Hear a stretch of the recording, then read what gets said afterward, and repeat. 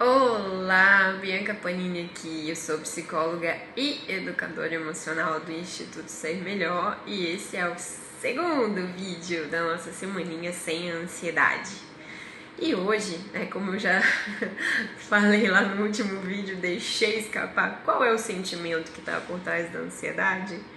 Alguém sabe? Já parou para pensar? Para isso eu gostaria de de trazer aqui a lembrança do filme Divertidamente. Eu adoro falar desse filme, eu acho que ele é uma baita aula de psicologia, tanto para criança quanto para adulto, principalmente para adulto, né? Então, se vocês lembram, né, quem assistiu, para quem não assistiu, não vou dar nenhum spoiler, né, não importa o que eu vou falar, então não tem problema, mas assista. A Riley é a personagem principal, né, a menininha, e quando ela nasce, ela é só alegria, não é? E de repente, a alegria é o primeiro sentimento, né, que vem com a gente. Mas de repente, quando começa a vir uma necessidade, né, geralmente ali uma necessidade fisiológica, né, vem o sentimento da falta e aí a tristeza pela falta, né, pela necessidade não atendida, ela se manifesta. Então começa a aparecer a tristeza, que tem a ver com desprazer, com desagrado e com necessidade, né? E aí as duas ficam ali alternando, né, até que a criança vai se desenvolvendo melhor e explorando o seu mundo, começando a andar, começando a ter noção das coisas. E aí quem que aparece?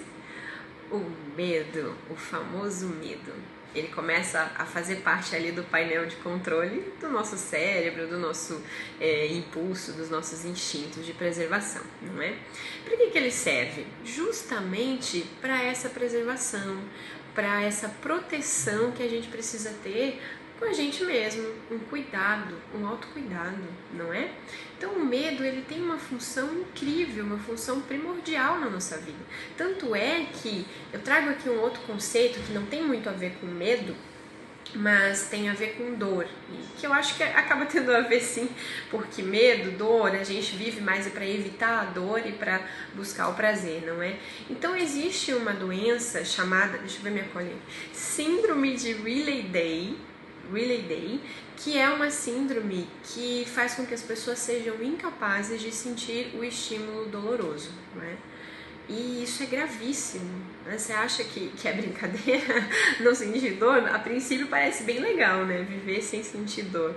Mas pensa no quanto que isso é perigoso, né? A pessoa, e geralmente as pessoas que têm essa doença muito rara, elas não vivem mais do que 30 anos, né? Porque não tem o estímulo da dor, então não consegue se proteger, não tem o instinto protetor, né?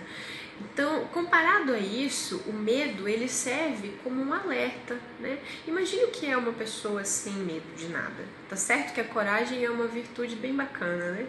Coragem é agir pelo coração, tá? Não vamos misturar as coisas aqui, ok? Mas viver sem medo pode colocar a vida em risco, não é verdade? Então o medo, ele tem uma função protetora, ele serve pra gente ficar alerta para as coisas que nos colocam em perigo, ok? Ok. Quando funciona naturalmente, quando funciona como deve ser. Porém, quando a ansiedade acontece, ela tem esse medo ligado além do necessário. É como se ficasse ali o botãozinho do alerta ligado sem necessidade.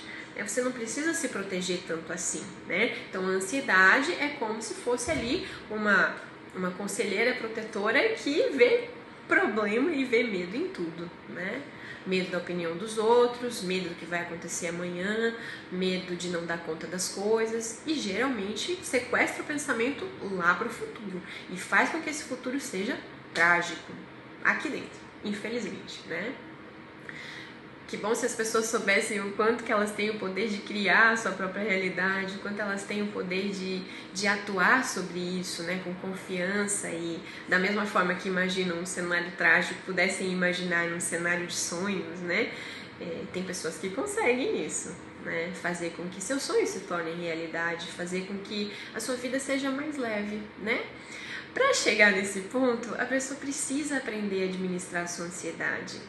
É muito difícil que passemos pela vida sem ter nenhum episódio de ansiedade, né? Porque estamos aprendendo as coisas, aprendendo a viver, experienciando as emoções, não é?